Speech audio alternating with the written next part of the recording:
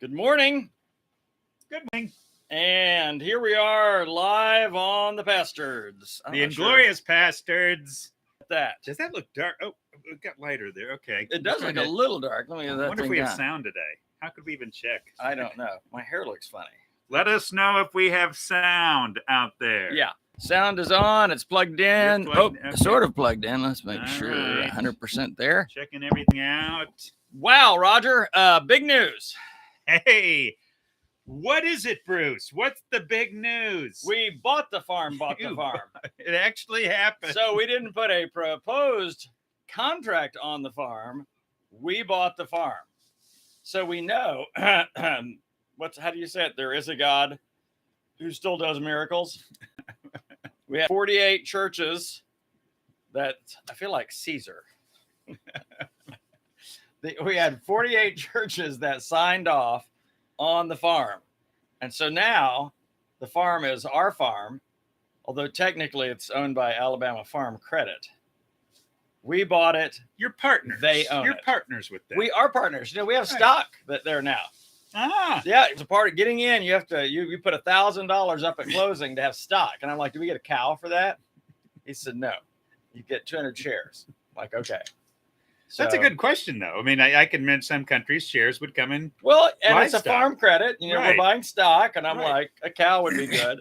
The donkey is still on the property. That's good. That's good. Donkeys are good because we're going to need a lot of goats to eat the kudzu. Now, what's the actual acreage you bought now? Because we realized that got kind of muddy there. 50 acres, 50.4 acres. 50.4 acres. Big old thing. I drove around it yesterday in my truck and on my mini bike. That was super fun. Zach and I just speeding around, jumping ramps. How much of it is covered by 4-foot tall grass right now? Wow, How that's many got of the really acres? dark again. About 15 acres are covered with a ridiculous amount of grass. So you automatically got hay. You need to get the bush hog. I'm not sure this is hay, actually, Raj. This is It'll work. Polk, It'll hay, thistle. Ooh, polk salad though. And Remember polk salad? I do remember polk salad, and there's some On the trees that are farm? about that thick. So I realized we needed a brush hog, not just a bush hog. We're gonna need something that cuts the big boys down. So if you've got a tractor and a bush hog that you want to send our way, just do that. Okay? Donations welcome. And because it's a farm, we have to sell $1,000 worth of something on the farm so that we can deduct everything we buy for the farm, because then it's an operating farm. So Marlene's going to pick $1,000 worth of blueberries. No, blackberries. We have blackberries all over the farm. Wait, tell me that again. What did you just say? The farm has to produce $1,000 worth of income and to be considered a farm, where then you can deduct everything that you buy for the farm. The tractor. You can deduct it all? The mule, the everything. Yeah. As long as that. So like if you sold timber from it, would that? Yeah. So timber, firewood, hay, blackberries. Well, what's making me wonder about the hay is whatever part. I might even put $1,000 car on the front of it and say, hey, for sale. It's got road frontage. It's really fun nice to get all these little details about it. And Marlena found another place where you can apply for a $10,000 grant if you're a first-time farm buyer, which we are. I mean, we qualify. How many people can say that? We are a first-time farm buyer. I have not had a farm. I've changed my name from Bruce to Jed now in honor of Jed Clampett. Who is the guy? Eddie Arnold. But what was his name? Oh, Oliver. That's right. Oliver, not Mr. Haney. Mr. Haney. What was his last name? Oliver. Oh, it's Mr. Because they would call him Mr. something. I just remember what Eva would call it. She would call him Oliver. He was the Mr. I'm just going to call you Old MacDonald. Old MacDonald bought a farm. Old MacDonald bought a farm, and on this farm he had some grass, and it was higher than his ass on the property. We do have an ass on the property. Right, exactly. It's very fun. That's why we can use the term ass, because you actually super. have one that's eating the grass. Yeah. He is. He is. Well, he's not eating He's enough. not doing. I can tell you, right, he's not doing his fair he got share. Behind. So I was thinking about buying 6 goats. I'm thinking we're going to need about 600 goats now. Those things are remarkable. Goats. I mean, Well, what we're they gonna say. need I mean, that. no, I'm serious. They would go a long way. Roger, did you know that humans can eat kudzu? So when you come over, we're gonna have kudzu salad. We're gonna have boiled kudzu. We're gonna have kudzu reductions.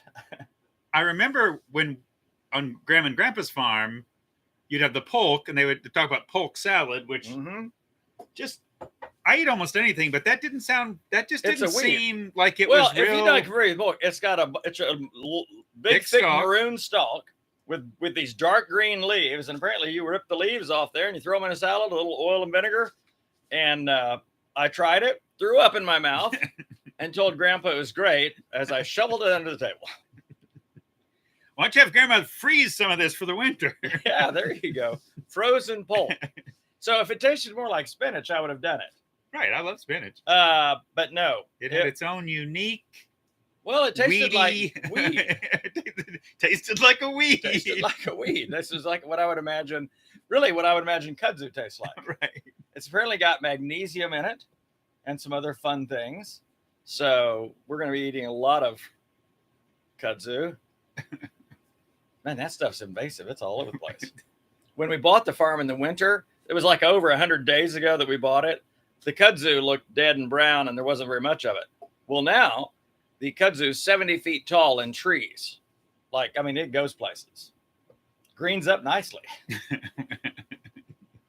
You have quite the ground cover. And so let's segue to the thing we really want to talk about today, which is Esther.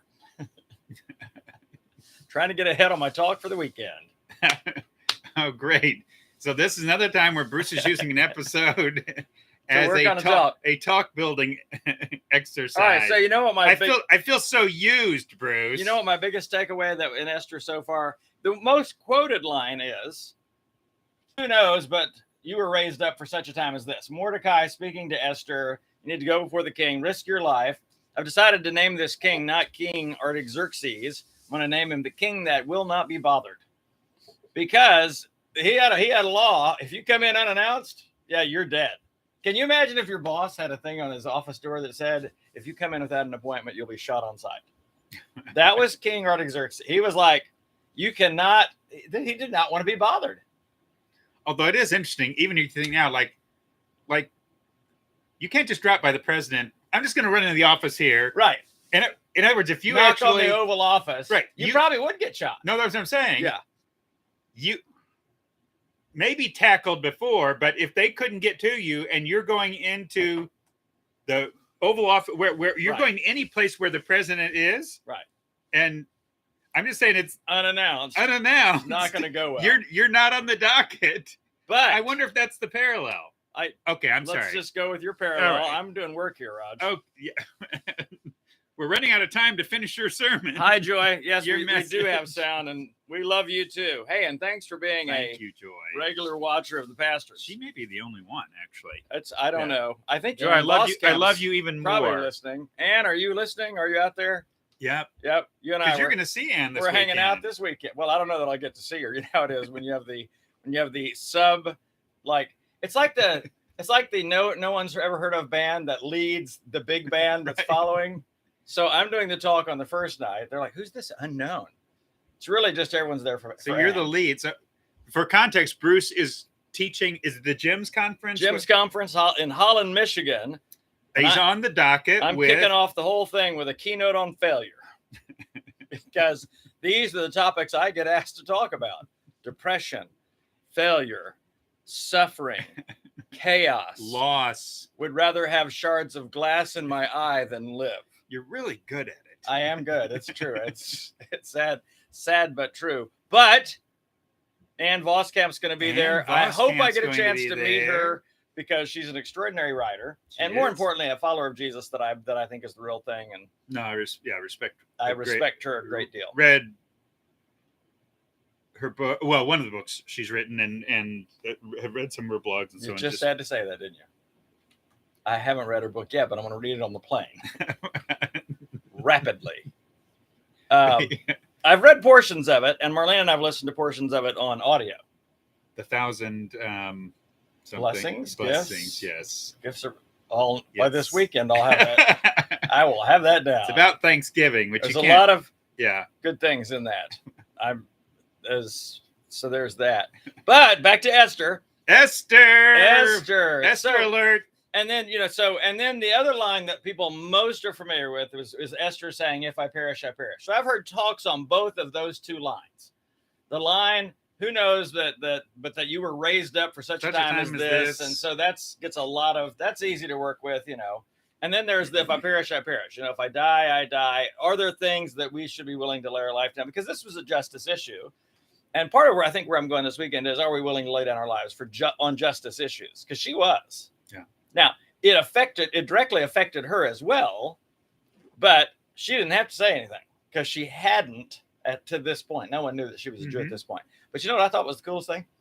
I just read through the whole book in one time. So I just read it like 9 chapters. Sometimes that's how I get this insight. As soon as she says yes, she says, "All right, I'm going. Everybody pray. Everybody fast and pray. That's it. Don't eat for 3 days. How about that? If I'm going in under a death sentence, you're not only going to pray, you're going to pray and you're not going to eat." All right. So they pray. I need the real prayer. I need real prayer.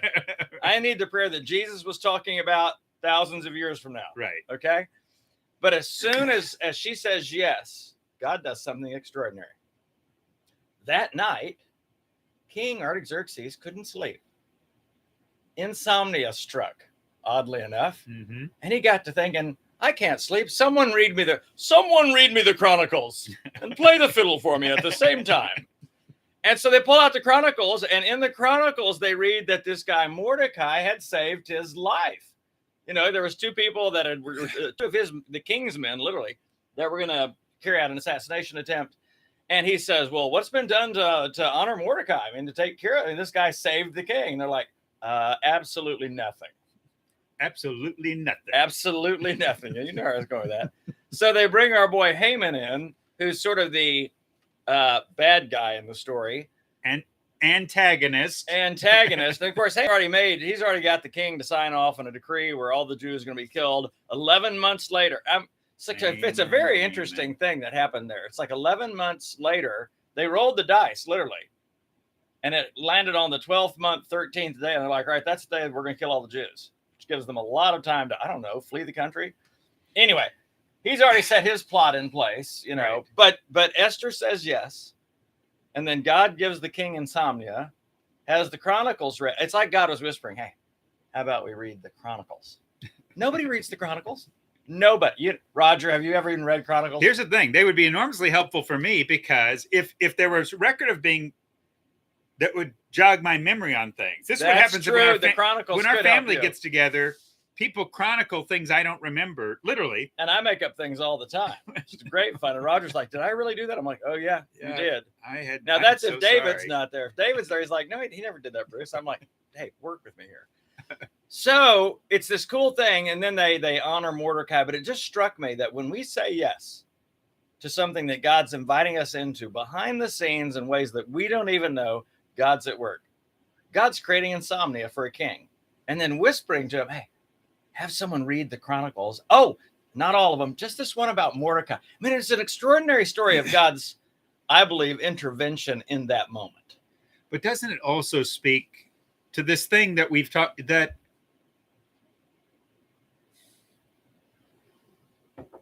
what God needs from us or wants is just to say yes. And it does set. Yes. In other words, I just said it. Right. He's at work. He's got all the power, yes. But he draws us in. He wants us to be players, not token, not puppets. And so even here, not token and not puppets, because she has a decision to make. And Mordecai even says so. He said, if you don't do this thing, God will raise up someone else. I just love that. He's not putting this like pressure on her at the level of, because I thought part of my thought was, why didn't Mordecai do it? Right. Mordecai's been honored by the king recently. Why don't you go in and see if the scepter comes out or if you get killed? Mm-hmm. But he knew, it's interesting. He knew the king had a super soft spot for Queen Esther. And he did, obviously, because when she came before him, he said, "I'll give you anything up to half the kingdom." which seems pretty darn generous to me. I mean, like half the kingdom, half the kingdom. Because at that point, I'd be thinking half the kingdom sounds good, right? Not going to parse this out too which much. might be why she said, "Let me get back to you," because she did 2 banquets back to. I don't know if you remember that part of the story. Yep. It's hilarious. She goes, "Have a banquet, Yep. you and Haman and me. We'll have a little banquet, and I'll think through that half the kingdom thing."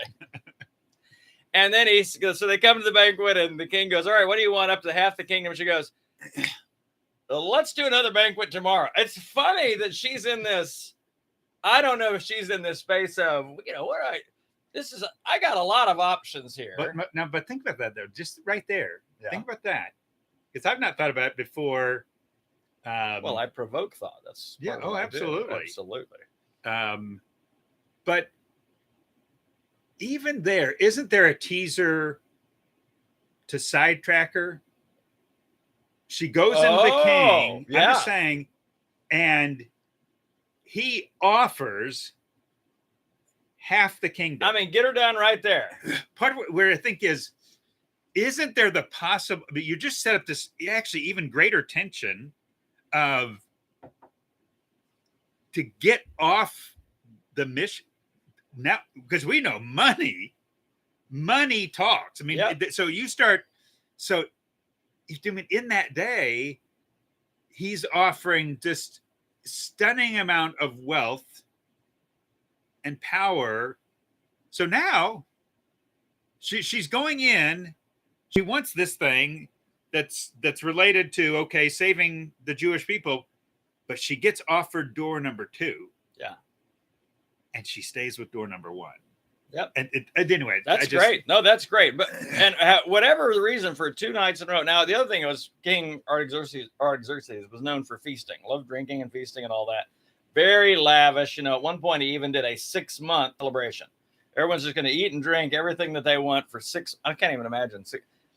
The man had to be large. You think about it's like a 6-month cruise. It's like a 6-month cruise. You're eating and drinking whatever you want. It's.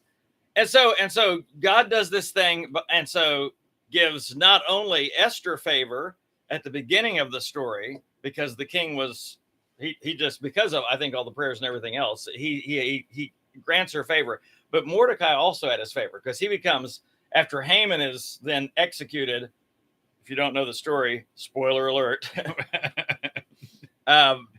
It doesn't. Yes. And Mordecai becomes kind of the number 2 guy in the all that to say. And then when you read the history that's not written in scripture, interestingly enough, she was only queen and he was only king for 21 years. This happened in the 12th year. So she only had 9 years after this. And then they were both killed by the next assassination plot by people loyal to Vashti, who was the queen that was deposed. Really? Because they wanted Vashti's son on the throne, not Esther's. So 9 years later, she got killed. It's an interesting story about how God uses us in seasons, and right, because it's very likely she was around 14 years of age. They say, I was just reading the Jewish, not the Bible, but the Jewish chronicles on this thing, and it's like they assume she was about 14 years old, which means she could have died at 23. She had at least 12 years with him. So 26. 12 years. Oh, okay. Yes. And there was the 7th year that she was brought in. 14. So 20, right around 28. Right. So she died around 28, 29. Anyway, interesting story. But I'm coming from that point of when we say yes. And sometimes we're saying yes to what we don't know yet. Right. Are we? I mean, that's kind of where I'm finishing the whole thing. I got this from Jen Hand at the Speak Up conference. I remember that. Yeah. She says, my yes is on the table. And she just wrote a book on that called My Yes is on the Table. It's a very good book. You ought to read it. I've only heard her do 2 talks on it, which is fantastic. And after the book got published this summer, My Yes is on the Table. In other words, it's saying yes to God before you even know what he's going to ask you to do. As soon as she got the book published, God says, now I want you to go and do what you put in the book. And so he sent her to Ukraine. She went to Ukraine this summer for 2 weeks and just worked with trauma victims. She, at one point, was fearing for her life because they were under intense bombing. And so she wrote out notes for the Speak Up conference. She said, in case I don't make it to the Speak Up conference, here's what I want you to read to people there. At one point, she's on the 16th floor of an elevator. Bombs are dropping. The elevator stops. All the power goes out. She's in a dark elevator, 16 floors high, and there's a lady that she leads to Christ in the elevator, a Ukrainian lady. Yeah. Fascinating story where multiple times she said she feared for her life. She goes, it's worse that she just said it's worse than you think over there. I mean, it's worse than you think. And she was just going over there to bring hope, and she's a trauma counselor, and all that to say she was actually doing what she says to do in the book, which is super important because Jesus said about the Pharisees, okay, so they're sitting in Moses' seat. So you have to do what they tell you to do. He said, or you have to do what they say. He said, but don't do what they do because they do not practice what they preach. I was just reading that and I was like, yeah, that's pretty convicting. I was thinking though, maybe I won't preach on Esther this week. Right. I'm kidding. It may not go well. Well, man, there's so many thoughts of flood. But so I think one way we do that advance, yes, that is just praying the Lord's Prayer. Your will be done. Yeah. Isn't that when I start a day, when I literally pray that, yeah, with any kind of integrity, or I'll say, no, beyond integrity, with any kind of intent, and I'm aware, where I say, your will be done. But what I also love, and it's so important about Esther's story and her story, the gal who wrote this, but Esther's story, saying the yes, like there's this great moment. Her yes ends up in the saving of a bunch of people, but it's not okay. And then she sails into the sunset and everything's roses after that. And she lives a good long life. Right. It reminds me of so much of John the Baptist. I was just thinking the same thing. John the Baptist. Right. Because this whole series of talks that Cove Church is doing is called Influencers. And I just, me, I'm a word guy. I looked up this whole idea. What is influence? What is an influencer? And it's a person who guides or informs or inspires others to make decisions. Yeah. So in our culture, it's about marketing decisions, about money decisions, about sales. If you're an influencer, you're moving. But I'm like, we're all influencers. Do you know what the antonym to influencer is? I was surprised by this. This is where I'm going to conclude. Follower or disciple? That's the antonym to influencer. And I thought Jesus is the ultimate influencer. And our job as follower disciples of the influencer is to guide, direct, and inspire others to follow. I'm very excited about this talk. No, that's good. But I was like, in our world, you want to be the influencer. Right. And I'm like, no, I want to be the follower. I mean, I really do. And whatever influence God's given me, because John the Baptist, he was one of the people I thought of. He was an influencer, but short life. But what, 31 years maybe? And he says that beautiful thing. Someone only receives what's given to him from God. My window of influence. Yes. And this is prophetic. God gives him his window of influence. But that window, he doesn't even know how short that's. Even where he says he must increase. I don't think he knew exactly what that was going to look like. Nope. He didn't. But he said the yes. He kept saying the yes. And here's the thing. Yes. I would love to just put out there, when you say the yes, you sail in the sunset, everything goes great. No, your will be done. It could be that God's purposes involve pain, suffering, death, early death.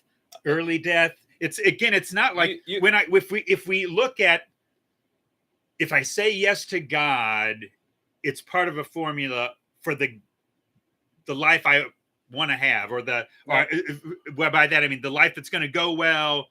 If I just track in what God wants for me, and if I do what he wants, then I'll be able to have the long life that I want. The life that says thy will be done will be short or long as determined by God. You might get long life like Billy Graham, or you might get short life like William Borden. Yeah. Both said yes to God in terms of, I'm going to take the gospel to the world. Right. William Borden, 28, I mean, just very super young. And he was the one that wrote at the end of his life, no return, no reserves, because he was going to inherit the entire Borden milk, Borden everything industry. State, yeah. And he said no to all that. And then at the end, right before he died, he said no regrets. And I just thought, didn't this? So this, even when I think about Jesus, 33 years on the planet, isn't very long. Oh, right. I mean, that he honored his father so that his years would be long upon the earth, but long was determined by his father. And even there, like if I'm using our terms, he launched his ministry. Yes. At around age 30, we believe, right? So that's when he launched his ministry. And so he has 3 years that actually don't look terribly consequential in the moment. He does a lot of preaching out in the countryside.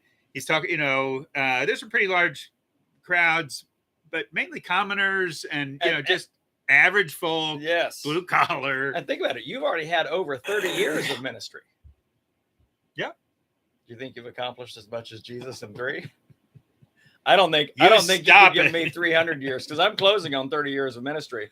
But I read the last verse of John today. I just love that verse. And he just says, it's sort of like it's an interesting thought. He's like, I suppose if everything that Jesus said and did was recorded, not all the books in the world would be able to hold it. And I'm like, Jesus did so much more than is even, when you think about it, the Gospels actually only record a few moments in those 3 years. Right. Which is interesting. Yeah, John is mostly conversations, or teachings, or exchanges. He has very few even stories. And more than half the book is just the final week. Yes. I mean, it's just this very compressed narrative toward the beginning. All that to say, that's why I appreciate all 4 Gospels. You get these interesting takes on everything. But it reminded me again, am I willing to say yes before I know? It's one thing if God says, I want you to do this thing, and we say yes. That was a little more of Noah's story. That was a little more of Jonah's story. Noah said yes. Jonah said no. God still affected his will, interestingly enough, even in Jonah's life. Right. But I thought about Abraham. He said yes before he had any idea where they're going. That's a classic example. Classic of yes before you know. Right. Isaiah said yes. I'll go for you. He didn't know exactly what he was going to be sharing.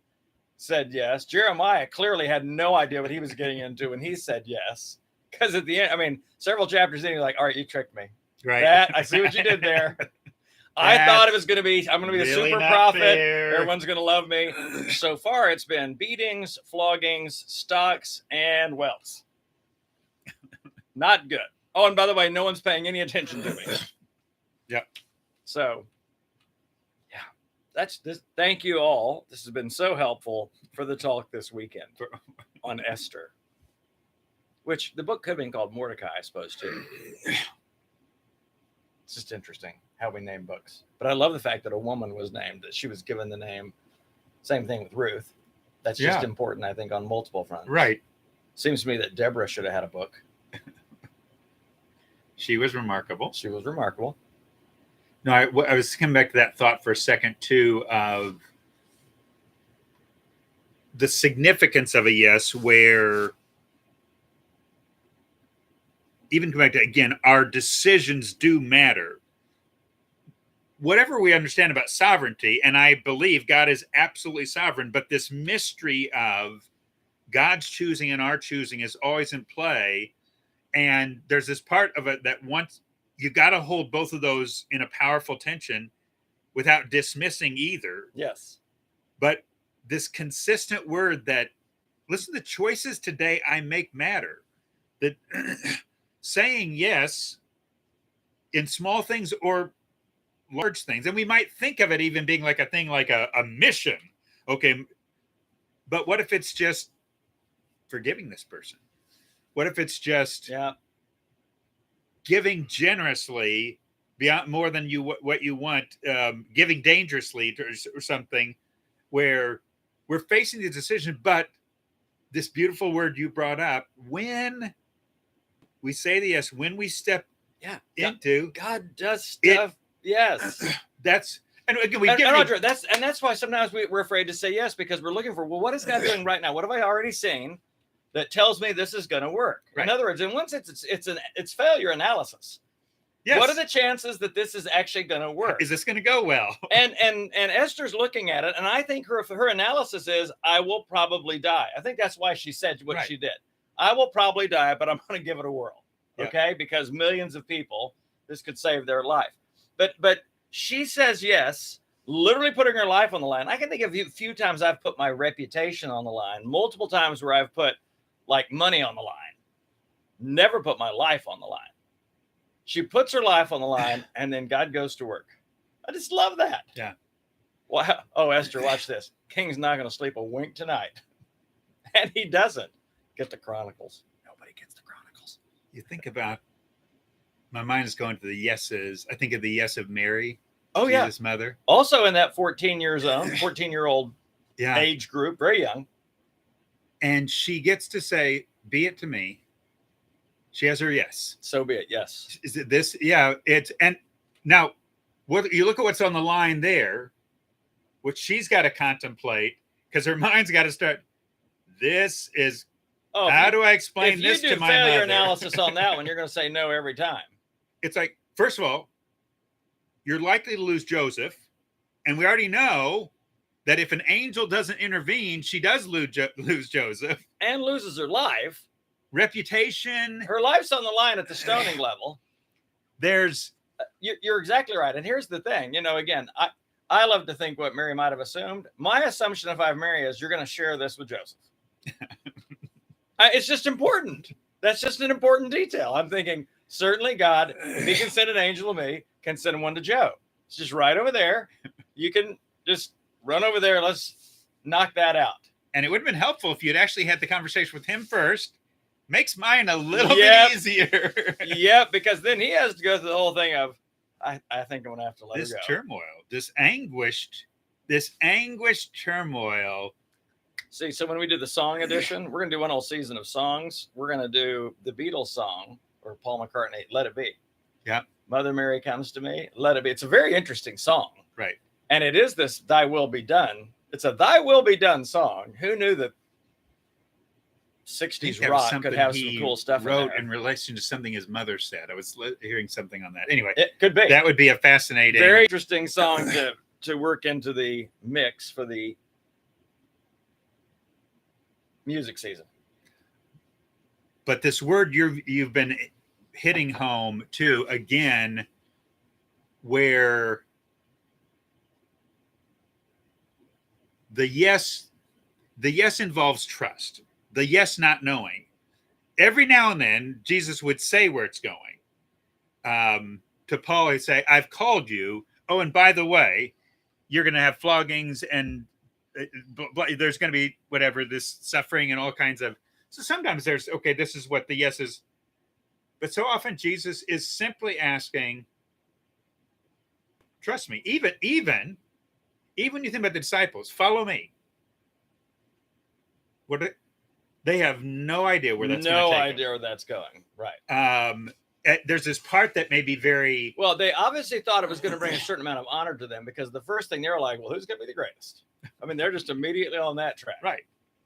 But they don't know. Even that word that Jesus gives to James and John when they're asking for the top cabinet seats in the kingdom. Yes, the cabinet seats. Who did I see? Somebody was, I think it was Tim Keller said, yeah, they go to him and they say, now, when you get elected, we want the two top cabinet positions. I want to be Secretary of Defense, and the other wants to be Secretary of Offense.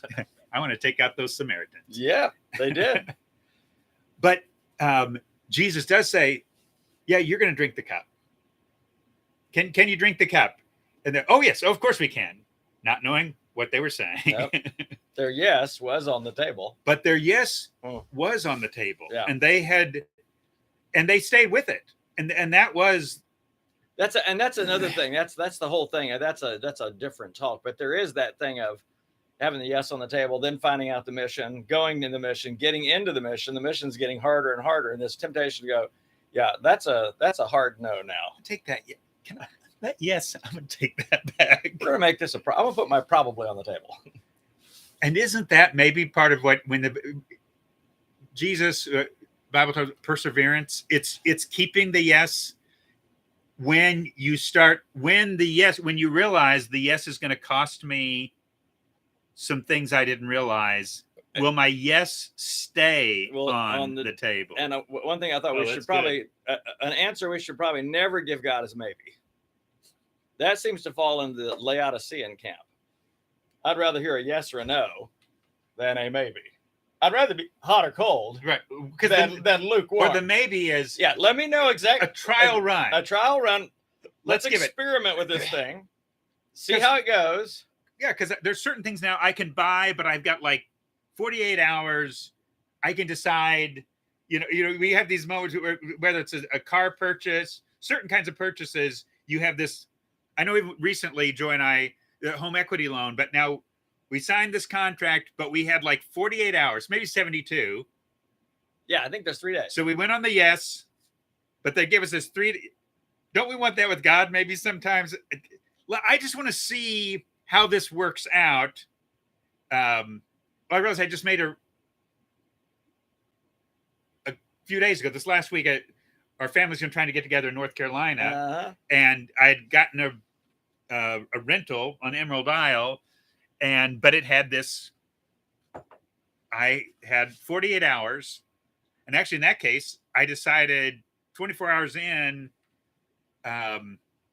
partly because I sort of found a better deal, but I didn't. Yeah. Anyway, so 24 hours in, I canceled. Boom, got my money, whatever.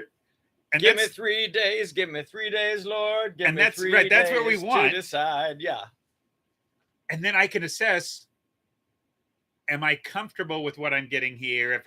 But if I discover, oh my goodness, that's gonna I'd like to cancel, please. Yes, I'd like to cancel. Well, and I even thought about Gideon on the front end. He's being raised up by God to do this thing, the whole fleece thing. You know, I'll hear people they'll lay out a fleece, figuratively lay out a fleece. And I realize it creates in us this desire to know for 100% absolutely sure how this is going to go. All right, God, if it's 100% absolutely yours, then I want my windows to be iced over in the morning, even though it's 104 degrees out and 90% humidity, because then I'll know. And so it happens. And then we go, dang it. All right, how about this? Right. Because when you think about what Gideon did, it's like, this has got to be really close to testing God. He said, all right, let's try it again. That was a little too simple. This time we're going to make the fleece dry, ground wet. That is, but it also brings it back to it. God loves his kids. We're just a mess. He didn't get frustrated with Gideon. And even when we reconsider our yes, when we're thinking about again, there's grace. God knows we might be mute for our frame. Minutes. He remembers that we're. Yeah, there was that time. Was it Zechariah that questioned that he could have a baby at that age? He goes, "Well, actually, this was the angel's decision." He said, "Tell you what, you're not going to be able to speak, right? Because you didn't believe the word of the Lord." Well, he couldn't even say what at that point. But it's intriguing. Even there, the times where God does that and he doesn't. Right. There's sometimes someone doubts or they questions or they laugh and there's not, and then there are other times, but in all of it, and that is a beautiful reminder, is even when we struggle with our yes, even when we want to take it off, God is gracious. He's merciful. Even you look how merciful he was with Jonah, who just forget a yes, put the no out there. Eventually gives his no was on the table. A forced yes. Yes. Right. He's okay. You've forced my hand. I don't want a whale incident again or large fish incident. So I'm gonna. They've called Esther the reluctant influencer, but I'm like, no, the reluctant influencer in my mind was both Moses and Jonah. Moses is like, I'm really not your guy. I'm not much of a talker. Sure, I'm going to go on to write 5 books of the Bible, but communication is really not my thing. That's just so funny to me. And then, of course, Jonah, who's like, nope, not your guy. Not happening. Don't want to be. Don't want to be. I mean, it's that, but it's almost like, but you're a prophet, so you really don't have a choice. Yeah, but I've got family over on the island. We're going to head over there. No, it's great. And God works with him and works through him. And even at the end, he's still quite unhappy with God for saving all that's the ultimate reluctant prophet or the reluctant influencer in that sense.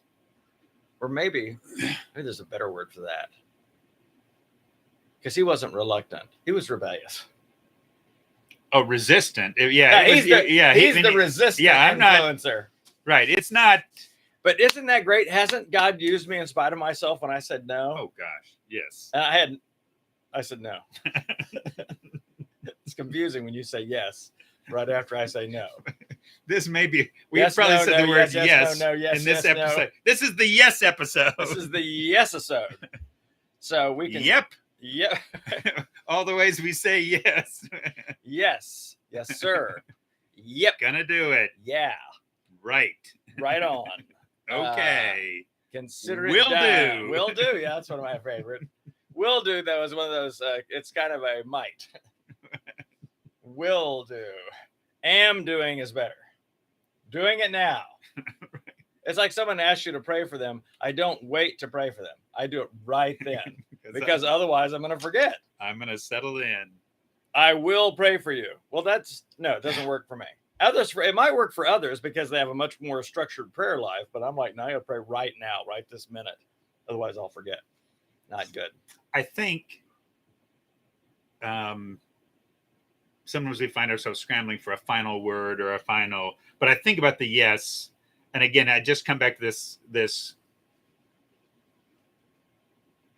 challenge I'd put out there, and you can find a cute way of saying it or a nice slogan, but start your day with a yes by just, your will be done. Find actually your will be done. Okay. That's not typical language used. What would just be a language? What is your way of saying that to God at the start of every day? What would it look like? I mean, I'm just thinking for Raj now, I get out of my porch early in the morning, just to start, maybe open my hands and I say, okay. And I do something like that. So it's your world. It's my stuff. My life is yours. Yes. The stuff I have, everything with my name on it is yours. So what do you want to do today? What do you want me to be open to? What wrong idea might you want to be working on today that I don't want to say yes to? We think of it yes to a mission, but what about saying yes to a place I might be wrong? Roger, the way I've been saying it in my prayers are, you know what's best, and I want your best. In other words, sometimes even as I pray that, it makes me a little scared because I'm like, but even we're praying about the farm, I'm like, God, if you know this isn't going to be best for our family, then just help the whole thing to follow through. You know, we lose all the money we put into it. It doesn't matter. Right. If it's not going to be something good for us, then, and again, I've been praying the Lord's Prayer, the disciples' prayer, for years now, and I think it really was triggered by a talk you did years ago on the Lord's Prayer. Disciples' Prayer, whatever you want to call it. But God's best starts with our yes. Yes, it's funny you said that. Did you like that? No, I was thinking the other way around. My brain yes leads to God's best. Right, that's the one. But it is that your will be done from the beginning, and it doesn't mean we can't ask for what we want. Jesus did that in the garden, but he said, "Nevertheless," I just love that. Nevertheless, your best be done. Right. You know what's best, and I want your best. So I'm saying yes to this thing, and Jesus was saying yes to a very, very, very, very, very hard thing. Because it wasn't if I perish, I perish. It was, I'm going to perish, you know, but I'm saying yes on the front end. And God's best is our yes. It doesn't mean, again, everything's going to be roses and wonderful. That's what I love about the God's best is God's going to work with your yes. And even though it may not go well for you, you look at Esther, you look at anybody, even though it may not go well for you, there could be, it didn't go well for Jesus, but it went really well for us. And you realize that God's best has to do with the whole world. God's best has to do, he could look at John the Baptizer's life and, okay, you got to trust me. You got to trust me. Well, and in one sense, I think I've thought this for years, but it's John the Baptizer. I think God took him out of the picture so that there wasn't confusion about who was Messiah. I mean because you had thousands of people that are thronging to John the Baptist, and now there's this competition between disciples about John's disciples and Jesus' Interesting, disciples that comes up several times in different ways. And God's like, yeah, John, your work's done now, forerunner, and bye-bye. Yeah. Now Jesus is center stage. Yeah. Okay. But would we want that assignment, you know? Right. Hey, Roger, you got 3 years, and then your influence is going to be over. You're going to be thrown in prison and killed. Right. But think about, when I think of John the Baptizer, I think of Dietrich Bonhoeffer. I'm going to stay in Germany. I'm going to keep preaching the gospel. I'm going to care for Jews and Germans. Right. And 3 days before the end of the war, he is executed in prison. Right. But man, did he influence. Still influences today. Right. That's good. What a great. So our yes leads to God's best. That's good. Done. I'm not going to add to it. I mean, I'm tempted to, you know, because you always feel like you can get it a little better. Don't do it.